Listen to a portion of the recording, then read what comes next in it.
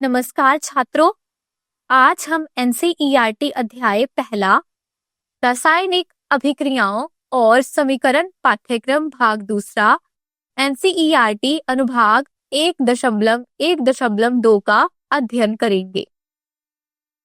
यह एक अस्वीकरण है।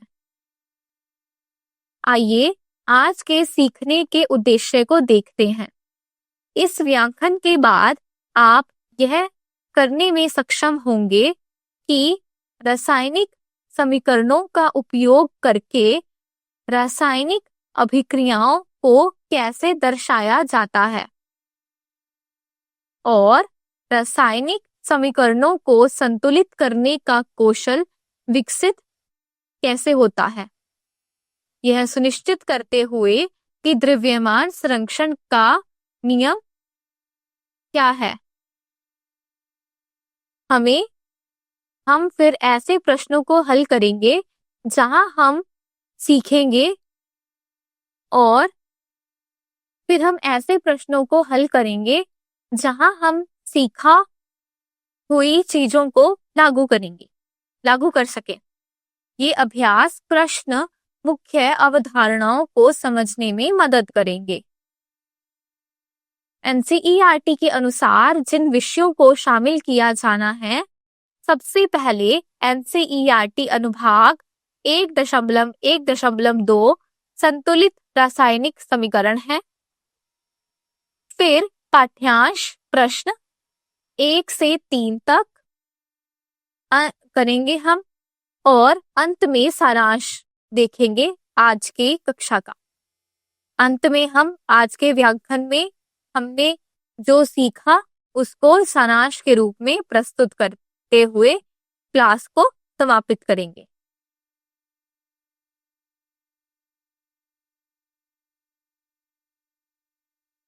आइए हम बात करें कि हमें रासायनिक समीकरणों को संतुलित करने की आवश्यकता क्यों होती है। द्रव्यमान संरक्षण का नियम हमें बताता है कि रासायनिक अभिक्रिया में द्रव्यमान का ना तो सृजन हो सकता है और ना ही विनाश हो सकता है। इसके आधार पर उत्पादों में मौजूद सभी तत्वों का कुल द्रव्यमान अभिकारकों में मौजूद तत्वों के कुल द्रव्यमान के बराबर होना चाहिए। इसका मतलब है कि अगर हम 10 ग्राम अभिकारकों से शुरू करते हैं तो हमें 10 ग्राम उत्पादों के साथ अंत करना होगा। अगला, रासायनिक अभिक्रिया के पहले और बाद में प्रत्येक तत्व के परमाणुओं की संख्या समान रहती है। हमें यह दिखाता है कि परमाणु केवल पुनः व्यवस्थित होते हैं, ना कि खो या प्राप्त होते हैं। तो यह सुनिश्चित करने के लिए कि हमारे रासायनिक समीकरण इन नियमों का पालन करते हैं, हम उन्हें संतुलित करने की आवश्यकता होती है। एक कंकाल रासायनिक समीकरण केवल असंतुलित संस्करण है और इसे संतुलित करने से यह सुनिश्चित होता है कि द्रव्यमान और परमाणुओं की संख्या दोनों संरक्षित रहती है। रासायनिक समीकरणों के संतुलन के साथ हम जारी हैं। चलिए गतिविधि 1.3 के लिए एक शब्द समीकरण देखते हैं, जिसमें जिंक और सल्फ्यूरिक एसिड के बीच एक अभिक्रिया शामिल है। शब्द समीकरण को इस प्रकार दर्शाया जाता है: जिंक प्लस सल्फ्यूरिक एसिड अभिक्रिया करके जिंक सल्फेट और हाइड्रोजन बनाता है। फिर अभिक्रिया की दशा दर्शाता है अभिकारकों से उत्पादों की ओर। अब चलिए ऊपर दिए गए शब्द समीकरण को प्रतीकों और सूत्रों का उपयोग करके रासायनिक समीकरण में बदलते हैं। रासायनिक समीकरण है जिंक जमा H2SO4 से जिंक ZnSO4 जमा हाइड्रोजन प्राप्त होता है। यह हमें यह दिखाता है कि कौन से परमाणु शामिल हैं और अभिक्रिया के दौरान वे कैसे पुनर्व्यवस्थित होते हैं। आइए हम तीर के दोनों ओर प्रत्येक तत्व के परमाणुओं की संख्या का निरीक्षण करते हैं। यह समीकरण के संतुलित होने की जांच करने के लिए महत्वपूर्ण कदम है। यहाँ तक तालिका दी गई है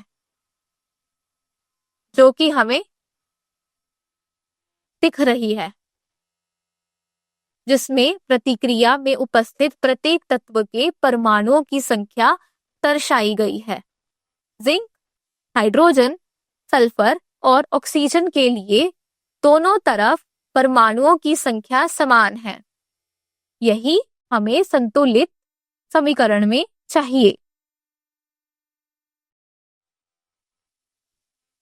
क्योंकि प्रत्येक तत्व के परमाणुओं की संख्या दोनों ओर समान है, हम कह सकते हैं कि समीकरण 1.3 एक संतुलित रासायनिक समीकरण है। इसके साथ हम जारी रखते हुए आगे देखते हैं कि निम्नलिखित दी गई रासायनिक समीकरण को संतुलित करने के प्रयास को अब हम समझते हैं। Fe जमा पानी अभिक्रिया कर देता है Fe3O4 जमा हाइड्रोजन। यह समीकरण दर्शाता है कि लोहा पानी के साथ अभिक्रिया करके लोहा दूसरी और तीसरी ऑक्साइड और हाइड्रोजन गैस बनाता है। Fe का मतलब होता है लोहा, H2O पानी है और Fe3O4 लोहा मतलब फेरिक ऑक्साइड का एक प्रकार है और H2 हाइड्रोजन गैस है। यह एक असंतुलित रासायनिक समीकरण है। हमारा लक्ष्य यह सुनिश्चित करना है कि आयरन, हाइड्रोजन और ऑक्सीजन परमाणुओं की संख्या तीर के दोनों ओर समान है। किसी भी रासायनिक समीकरण को संतुलित करने का पहला कदम यह है कि हम प्रत्येक रासायनिक सूत्र के चारों ओर एक घेरा बनाएं। यह हमें पूरे यौगिक पर ध्यान केंद्रित करने में मदद करता है ताकि संतुलन करते समय हम किसी भी पदार्थ की रासायनिक पहचान को ना बदल दें।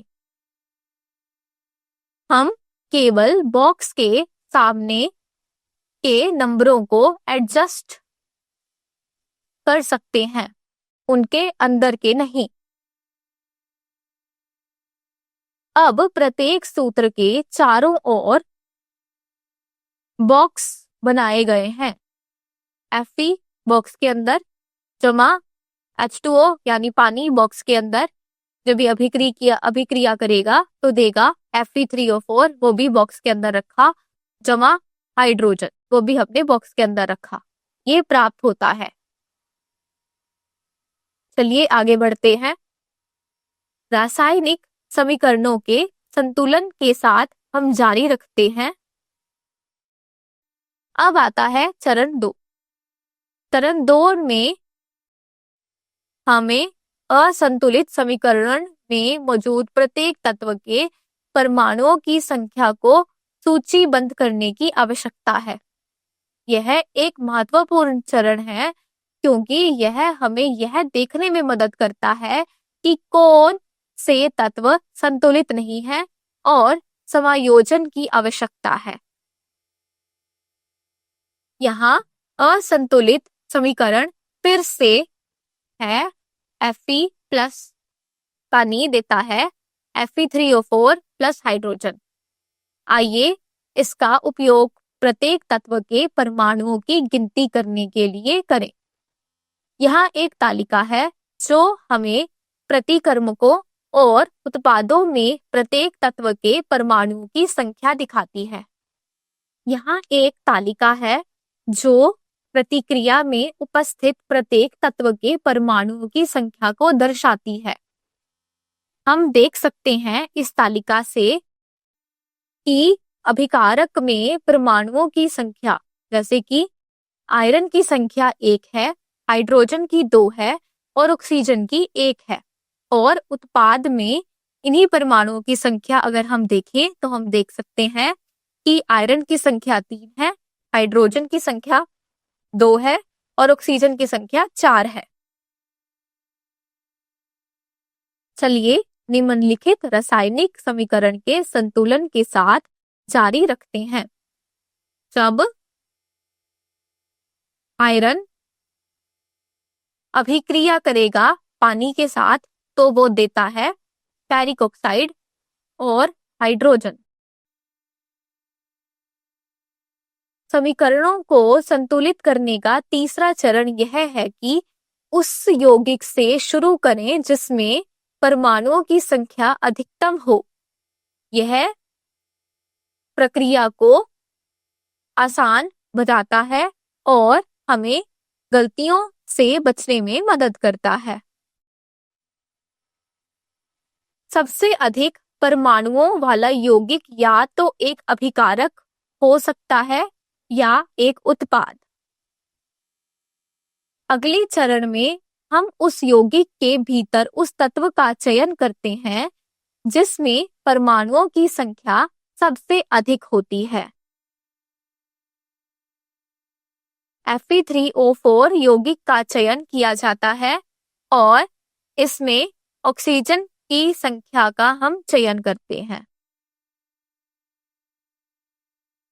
4 ऑक्सीजन परमाणु दाहिनी ओर और बाईं ओर होते हैं। बाईं ओर होता है सिर्फ केवल एक ही। आइए ऑक्सीजन परमाणुओं को संतुलित करें। यहाँ एक तालिका दी गई है जिसमें ऑक्सीजन परमाणुओं की संख्या शुरुआत में और संतुलन के बाद दिखाई गई है। इसके साथ हम आगे जारी हैं। अब आगे चरण तीसरे में हम पढ़ते हैं कि हम समीकरण के दोनों ओर परमाणुओं की संख्या को बराबर करेंगे। प्रत्येक तत्व के लिए अभिकारकों में परमाणुओं की संख्या उत्पादों में परमाणुओं की संख्या के बराबर होती है। यह एक महत्वपूर्ण नियम है कि हम उपयोग में आने वाले यौगिकों या तत्वों के रासायनिक सूत्रों को नहीं बदल सकते हैं। ऑक्सीजन परमाणुओं को संतुलित करने के लिए हम पानी के समान एक गुणांक 4 जोड़ते हैं, जैसे 4H2O, H2O4 या H2O ब्रैकेट में भाग 4 में सूत्र बदलने के बजाय।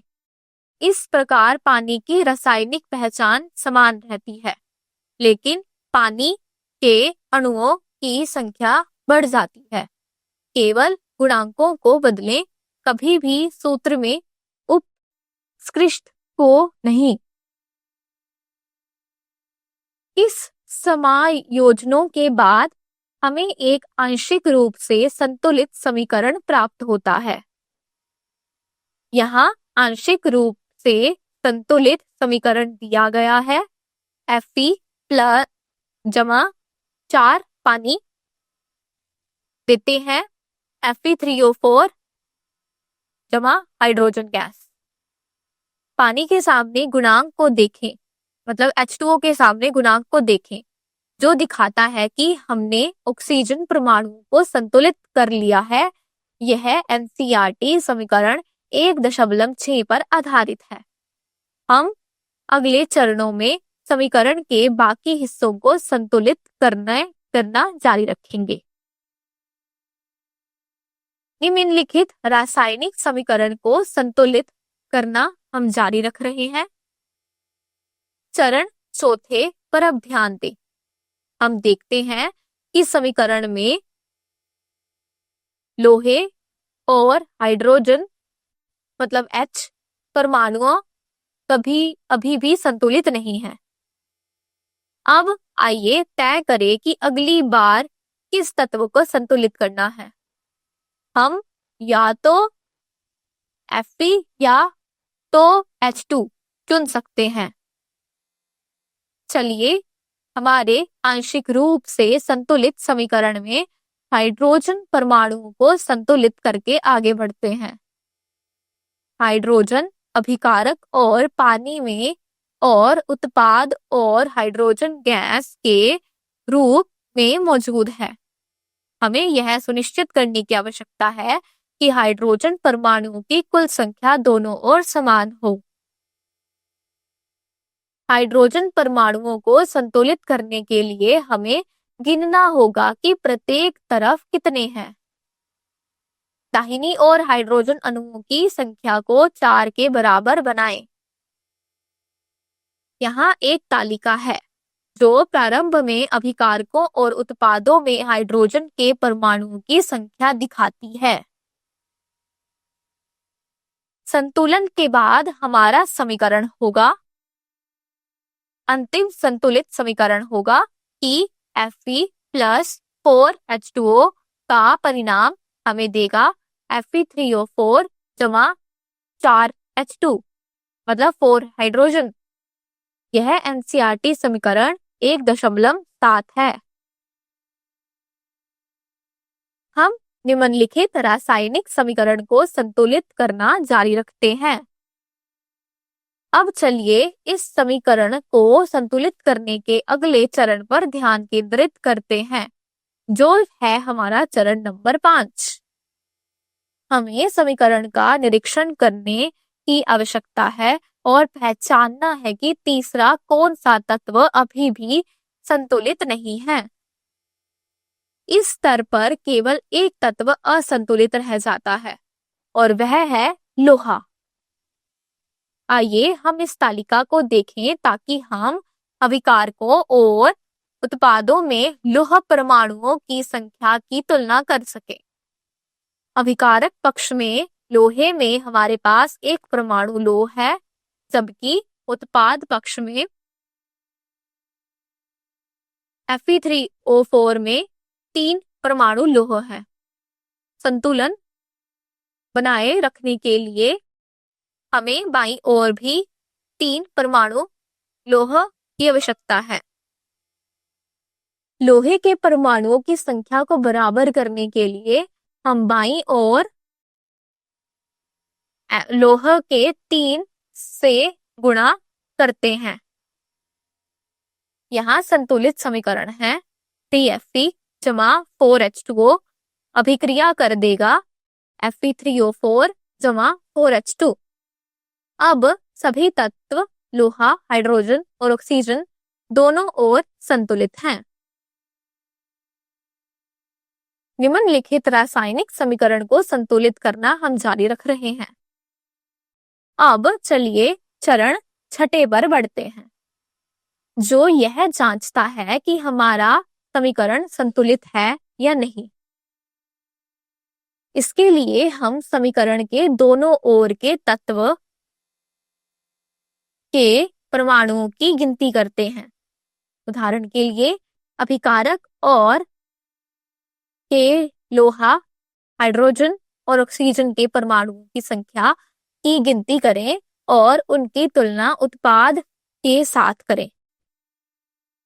जब हम परमाणुओं की गिनती की जांच कर लेते हैं तो हम अंतिम संतुलित समीकरण प्रस्तुत कर सकते हैं। यहाँ अंतिम संतुलित समीकरण दिया गया है। 3Fe जमा 4H2O अभिक्रिया कर देगा Fe3O4 जमा 4H2। समीकरणों के दोनों ओर तत्वों के परमाणुओं की संख्या बराबर होती है। अब समीकरण संतुलित है। हमने यहाँ जो विधि का उपयोग किया है उसे हिट एंड ट्रायल विधि कहा जाता है। इसका मतलब कि हम अलग अलग गुणांकों का प्रयोग करते हैं, यथासंभव सबसे छोटी पूर्ण संख्याओं का उपयोग करते हुए, जब तक कि समीकरण संतुलित ना हो जाए। यह एक व्यवस्थित दृष्टिकोण है जो हमें परमाणुओं के संरक्षण को संतुष्ट करने के लिए सही संयोजन खोजने में मदद करता है। हम रासायनिक समीकरणों के संतुलन पर अपनी चर्चा जारी रखते हैं। अब चलिए चरण 7वें पर आगे बढ़ते हैं, जो शामिल पदार्थों की भौतिक अव्यवस्थाओं के प्रतीकों को लिखने के बराबर है के बारे में है। चलिए हम ध्यान से अपने संतुलित समीकरण का निरीक्षण करें, जो एनसीईआरटी पुस्तक का समीकरण 1.9 है। यहाँ संतुलित समीकरण फिर से है। TFE जमा 4H2O अभिक्रिया कर देगा Fe3O4 जमा 4 हाइड्रोजन। हमारे रासायनिक समीकरण को अधिक रचनात्मक बनाने के लिए हम अभिकारों और उत्पादों की भौतिक अव्यवस्थाएं जोड़ देते हैं। हम भौतिक अव्यवस्थाओं के लिए विशिष्ट संकेतों का उपयोग करते हैं। छोटा g गैस के लिए, छोटा l तरल के लिए, छोटे लिखेंगे हम AQ जलीय के लिए और छोटा s ठोस के लिए।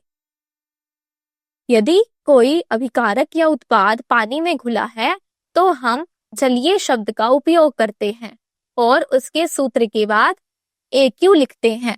उदाहरण के लिए NaCl ब्रैकेट में लिखेंगे छोटा AQ का मतलब है कि पानी में घुला हुआ सोडियम क्लोराइड। इसके साथ जारी रखते हैं कि संतुलित समीकरण 1.9 के भौतिक अव्यवस्थाओं का उल्लेख करने के बाद यह बन जाता है कि 3Fe जो कि ठोस अवस्था में है प्लस 4H2O जो कि गैस अवस्था में है अभिक्रिया कर देगा Fe3O4 जो कि ठोस अवस्था में हमें प्राप्त होगा और 4H2 जो कि हमें गैस अवस्था में प्राप्त होगी। कोष्ठकों में दिए गए अक्षर प्रत्येक पदार्थ की भौतिक अवस्था को दर्शाते हैं।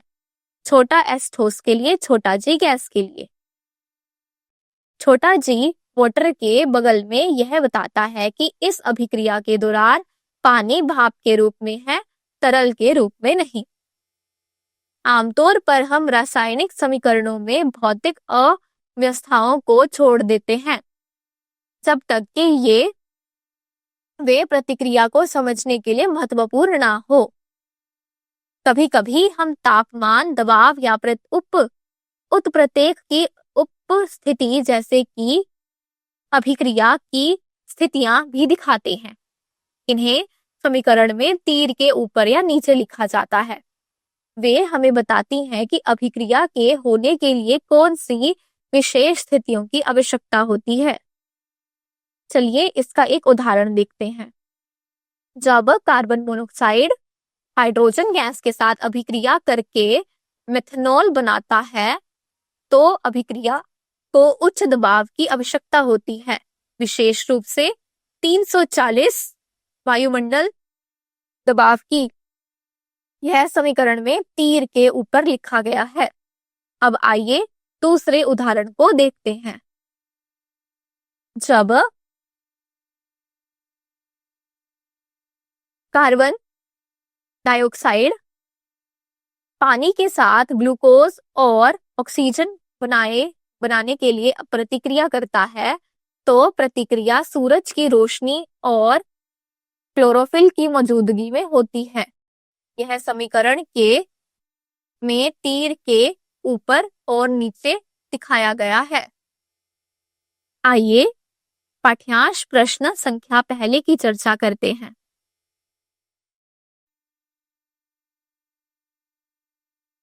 जिसमें पूछा जा रहा है कि हवा में जलने से पहले मैग्नीशियम रिबन को साफ करने की आवश्यकता क्यों होती है। हल के साथ हम जारी हैं, देखते हैं एक बार हल को। मैग्नीशियम को एक अत्यधिक प्रतिक्रियाशील धातु के रूप में वर्णित किया जाता है।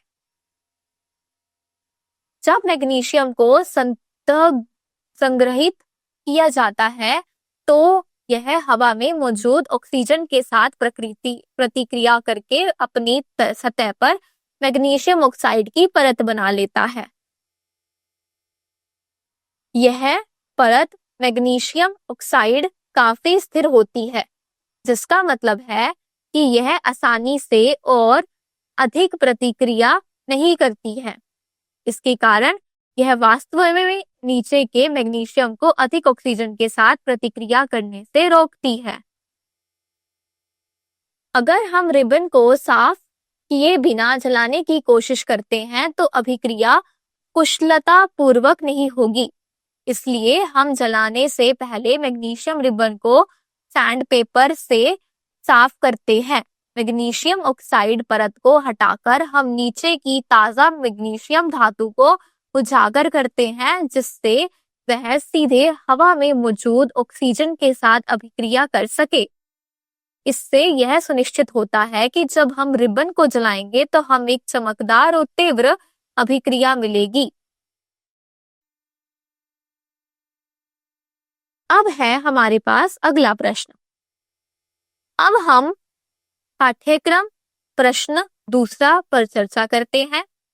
इस प्रश्न में हमें रासायनिक अभिक्रियाओं को वर्णित करने वाले 3 शब्द समीकरण दिए गए हैं और हमें प्रत्येक के लिए संतुलित रासायनिक समीकरण लिखने के लिए कहा गया है।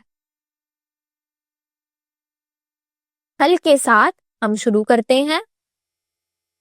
पहले चलिए अभिक्रिया से शुरू करते हैं। पहली अभिक्रिया जो कि है हाइड्रोजन जमा क्लोरीन देता है हाइड्रोजन क्लोराइड। हम इसे स्पष्ट चरणों में तोड़ेंगे ताकि हम देख सकें कि किसी भी रासायनिक समीकरण का दृष्टिकोण कैसे लिया जाए। चरण पहला, शब्द समीकरण लिखना है। इसका मतलब है कि हम केवल प्रश्न में दिए गए अभिकारकों और उत्पादों के नाम लिख देते हैं। यह शब्द समीकरण है हाइड्रोजन जमा क्लोरीन देता है हाइड्रोजन क्लोराइड। हम अभी केवल नामों का उपयोग कर रहे हैं, रासायनिक सूत्रों का नहीं। चरण 2, प्रत्येक पदार्थ के लिए रासायनिक सूत्र लिखना है। हाइड्रोजन के लिए H2, क्लोरीन के लिए Cl2 और हाइड्रोजन क्लोराइड के लिए HCl है। अब आइए हम फॉर्मूला को एक साथ रखें। H2 जमा Cl2 अभिक्रिया कर देगा HCl।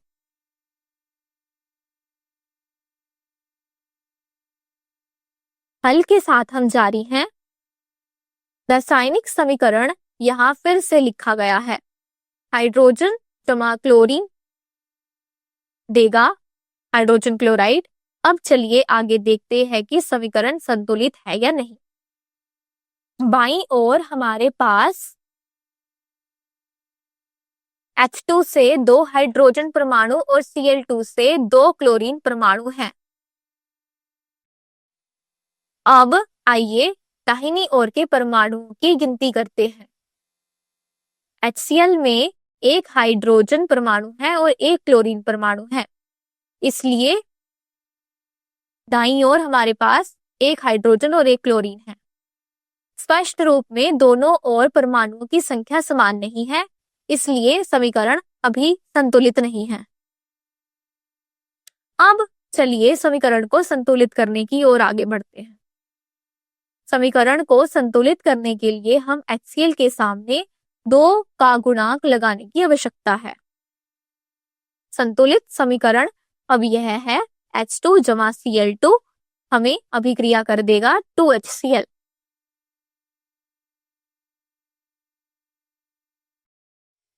हल के साथ हम जारी हैं।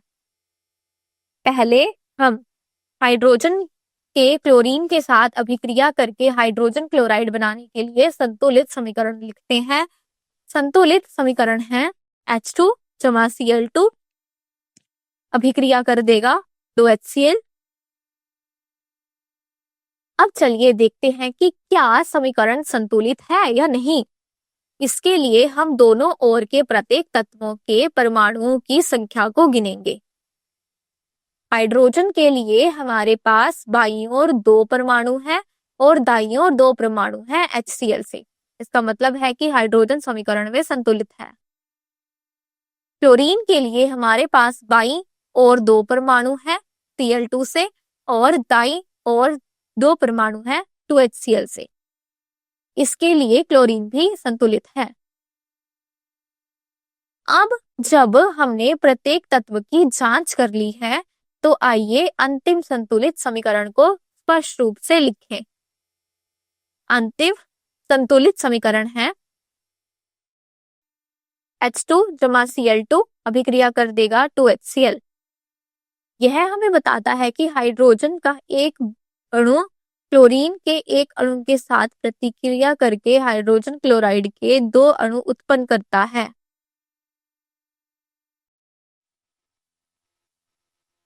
हल के साथ हम जारी हैं। अब प्रश्न के भाग दूसरे पर चर्चा करते हैं। यहाँ बेरियम क्लोराइड एल्यूमिनियम सल्फेट के साथ अभिक्रिया करके बेरियम सल्फेट और एल्यूमिनियम क्लोराइड बनाता है। पहला कदम शब्द समीकरण लिखना है। तो हमने लिखा बेरियम क्लोराइड जमा एल्यूमिनियम सल्फेट की प्रकृति की अभिक्रिया से हमें देख प्राप्त होगा बेरियम सल्फेट जमा एल्यूमिनियम क्लोराइड। अब आइए हम प्रत्येक पदार्थ के लिए रासायनिक सूत्र लिखें। बेरियम क्लोराइड के लिए BaCl2 है, एल्यूमिनियम सल्फेट के लिए Al2CSO4 थ्राइस है और बेरियम सल्फेट BaSO4 है और एल्यूमिनियम क्लोराइड AlCl3 है। सभी सूत्रों को मिलाने पर हमें BaCl2 जमा Al2SO4 थ्राइस से BaSO4 जमा AlCl3 प्राप्त होता है। प्रत्येक सूत्र एक यौगिक को दर्शाता है। हम हल जारी रख रहे हैं और देखते हैं कि रासायनिक समीकरण को फिर से यहाँ पे उल्लेख करके दिखाया गया है कि बेरियम क्लोराइड जब अभिक्रिया करेगा एल्यूमिनियम सल्फेट के साथ तो देगा बेरियम सल्फेट और एल्यूमिनियम क्लोराइड। अब चलिए समीकरण के दोनों ओर प्रत्येक तत्व के परमाणु की गिनती करते हैं। हम barium Ba, chlorine Cl, aluminium Al और सल्फेट समूह SO4 को देखेंगे। यहाँ एक तालिका दी गई है जिसमें प्रतिक्रिया में उपस्थित प्रत्येक तत्व के परमाणुओं की संख्या दर्शाई गई है। अब हम आगे बढ़ते हैं और देखते हैं कि चरण चौथे में चलिए इस समीकरण को संतुलित करने के चरणों पर बढ़ते हुए चरण चौथे में वास्तव में समीकरण को संतुलित करने का हम काम करेंगे। पहले चलिए हम बेरियम और सल्फेट आयन को संतुलित करने पर ध्यान केंद्रित करते हैं। बाईं ओर हमारे पास 3 सल्फेट आयन है लेकिन दाईं ओर केवल 1 है। इसे संतुलित करने के लिए हमें दाईं ओर बेरियम सल्फेट के सामने 3 का गुणांक लगाने की आवश्यकता है। यह सुनिश्चित करता है कि हमारे पास दोनों ओर 3 सल्फेट आयन समूह है। अब समीकरण इस तरह दिख रहा है। BaCl2 जमा Al2SO4 थ्राइस अभिक्रिया कर देगा 3BaSO4 जमा AlCl3। हमने सल्फेट आयनों को संतुलित कर लिया है लेकिन अब हमें अन्य तत्वों की जांच करने और संतुलित करने की आवश्यकता है जैसे कि बेरियम, एल्यूमिनियम और क्लोरीन। हम अगले चरणों में इनको भी अब हम संतुलित करेंगे। हल के साथ हम जारी रखते हुए यह देख सकते हैं कि बेरियम क्लोराइड और एल्यूमिनियम सल्फेट के बीच की अभिक्रिया अभी भी असंतुलित असमीकरण में है। चलिए समीकरण को संतुलित करने के साथ हम आगे बढ़ते हैं और देखते हैं कि बेरियम के लिए बाईं ओर हमारे पास केवल अब बेरियम के लिए हम देख रहे हैं, जहां हमने देखा कि बाईं ओर हमारे पास केवल एक बेरियम परमाणु है, लेकिन दाईं ओर 3 है। बेरियम को संतुलित करने के लिए हम BaCl2 के सामने बाईं और 3 का गुणांक लगाते हैं। इसका मतलब है कि अब हमारे पास दोनों ओर 3 बेरियम परमाणु हैं। अब समीकरण इस प्रकार है, 3 बेरियम क्लोराइड जमा Al2SO4 थ्राइस के परिमाण स्वरूप हमें मिलेगा 3BaSO4 जमा AlCl3। अब हम आगे बढ़ते हैं और देखते हैं कि अभी भी कि ये दर्शाई हुई अभिक्रिया अभी भी असंतुलित पड़ी है। अब चलिए फिर से समीकरण को संतुलित करने पर ध्यान केंद्रित करते हैं। आइए क्लोरीन परमाणु की गिनती करके शुरू करते हैं। बाईं ओर हमारे पास 3 क्लोरीन BaCl2 है, जिसका मतलब है 3 गुना 2 यानी 6 क्लोरीन परमाणु। दाईं ओर प्रत्येक AlCl3 अणु में 3 क्लोरीन परमाणु होते हैं। दाईं ओर 6 क्लोरीन परमाणु पाने के लिए हमें 2 से AlCl3 अणुओं की आवश्यकता होती है, क्योंकि 2 गुना 3 बराबर 6 होता है। तो हम समीकरण को समायोजित करेंगे ताकि दाईं ओर 2 AlCl3 शामिल हो जाए। अब आइए अद्यतन समीकरण लिखें। 3BaCl2 जमा Al2SO4 थ्राइस देगा 3BaSO4 जमा 2AlCl3। अगला चरण है कि एल्यूमीनियम परमाणुओं की जांच करते हैं। बाईं ओर हमारे पास Al2SO4 3 में 3 से 2 एल्यूमीनियम परमाणु हैं और दाईं ओर 2AlCl3 के साथ हमारे पास अभी भी 2 एल्यूमीनियम परमाणु हैं। इसका मतलब है कि एल्यूमीनियम अब संतुलित है। तो हमारे संतुलित समीकरण है 3BaCl2 जमा Al2SO4 थ्राइस का परिणाम होगा 3BaSO4 plus 2AlCl3। Barium, chlorine, sulphur, oxygen और एल्यूमीनियम के सभी परमाणु अब संतुलित हैं। आगे बढ़ते हैं और देखते हैं कि अभी हमारे पास ये अंतिम संतुलित समीकरण है, जो है हमारे पास 3BaCl2 प्लस मतलब जमा Al2SO4 थ्राइस अभिक्रिया कर देगा 3BaSO4 प्लस 2AlCl3। अब हम हल जारी रखते हुए इस प्रश्न के तीसरे भाग पर बढ़ते हैं। सोडियम जब जल के साथ अभिक्रिया करेगा तो सोडियम हाइड्रोक्साइड और हाइड्रोजन गैस उत्पन्न करता है। पहले हम शब्द समीकरण लिखेंगे, जहां हम लिखेंगे कि सोडियम जमा जल अभिक्रिया कर देगा सोडियम हाइड्रोक्साइड जमा हाइड्रोजन। अब आइए हम प्रत्येक पदार्थ के लिए रासायनिक सूत्र लिखेंगे। सोडियम के लिए Na, पानी के लिए H2O, सोडियम हाइड्रोक्साइड के लिए NaOH है और हाइड्रोजन गैस के लिए H2 है। यहाँ असंतुलित रासायनिक समीकरण दिया गया है। Na मतलब सोडियम जमा वाटर रिएक्ट करके अभिक्रिया कर देगा सोडियम हाइड्रोक्साइड यानी NaOH प्लस हाइड्रोजन जो कि है H2 गैस। अब इस समीकरण को हल करना और संतुलित करना हमें जारी रखेंगे। देखिए चरण तीसरा पर ध्यान देते हैं। हमें यह जांचना है कि समीकरण संतुलित है या नहीं है। हम दोनों ओर प्रत्येक तत्व के परमाणुओं की संख्या को गिनेंगे। यह एक तालिका दी गई है जिसमें प्रतिक्रिया में उपस्थित प्रत्येक तत्व के परमाणुओं की संख्या दी गई है। हम देख सकते हैं कि सोडियम के जो अणु हैं मतलब अभिकारक बाईं ओर हमारे पास सोडियम 1 है, हाइड्रोजन है वो 2 है और ऑक्सीजन 1 है। जबकि उत्पाद में दाईं ओर हमारे पास सोडियम एक है NaOH में से, हाइड्रोजन है वो एक है NaOH में और 2 है H2 में, तो कुल मिला के हुए 3। ऑक्सीजन हमारे पास दाईं ओर उत्पाद में एक है जो कि NaOH में है। यह समीकरण संतुलित नहीं है, केवल असंतुलित तत्व हाइड्रोजन है। आगे बढ़ते हैं और देखते हैं कि असंतुलित समीकरण यहाँ दिया गया है। Na जमा H2O देगा हमें NaOH जमा हाइड्रोजन गैस।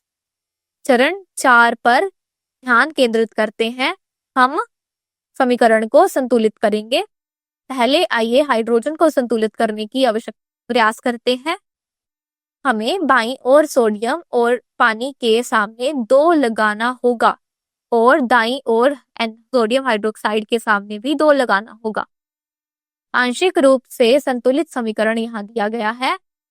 2 Na जमा 2 H2O हमें देगा 2 NaOH प्लस जमा हाइड्रोजन। अब हम परमाणुओं की गिनती फिर से करेंगे। यहाँ एक तालिका दी गई है जिसमें प्रतिक्रिया में उपस्थित प्रत्येक तत्व के लिए परमाणु की संख्या दर्शाई गई है। अब यहाँ हम देख सकते हैं कि तत्वों की संख्या बाईं ओर और दाईं ओर अब बराबर है। सोडियम 2 है बाईं ओर भी और दाईं ओर भी, हाइड्रोजन भी 2 है, हाइड्रोजन हमारे पास 4 है बाईं ओर और दाईं ओर भी, और ऑक्सीजन हमारे पास 2 है बाईं और दाईं ओर दोनों तरफ। अब हम आगे बढ़ते हैं और देखते हैं कि हमारे पास चरण 5 में यहाँ हम अंतिम संतुलन मिश्रित लिखेंगे, जैसे कि 2Na मतलब 2Na जमा 2 H2O हमें अभिक्रिया कर देगा 2 NaOH जमा हाइड्रोजन H2। सभी तत्व संतुलित हैं। अब हम पाठ्यक्रम प्रश्न 3 पर चर्चा करेंगे। इस प्रश्न में हमें निम्नलिखित अभिक्रियाओं के लिए अव्यवस्था चिन्हों के साथ संतुलित रासायनिक समीकरण लिखने के लिए कहा गया है। पहली अभिक्रिया यह है कि जल में बेरियम क्लोराइड और सोडियम सल्फेट के विलयन अघुलनशील बेरियम सल्फेट और सोडियम क्लोराइड के विलयन देने के लिए अभिक्रिया करते हैं। और दूसरी अभिक्रिया यह है कि सोडियम हाइड्रोक्साइड विलयन हाइड्रोक्लोराइड एसिड विलयन के साथ अभिक्रिया करके सोडियम क्लोराइड विलयन और जल का उत्पादन करता है। आइए इस प्रश्न के हल की ओर चलते हैं और देखते हैं। चरण पहला शब्द समीकरण लिखना है।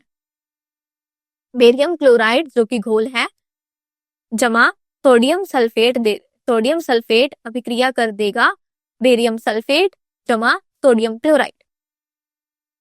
चरण 2 में हम अभिकारकों और उत्पादों के लिए रासायनिक सूत्र लिखते हैं। BaCl2 जमा Na2SO4 हमें अभिक्रिया कर देगा BaSO4 जमा NaCl। चरण 3 पर ध्यान केंद्रित करें। यहाँ हम राज्य के प्रतीक जोड़ेंगे।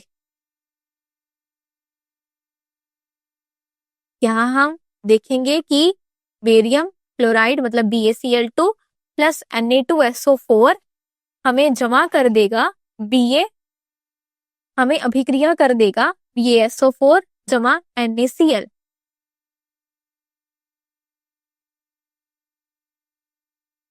अब हम आगे जारी करते हैं अपना हल और अब हम देखेंगे कि रासायनिक समीकरण फिर से लिखा गया है।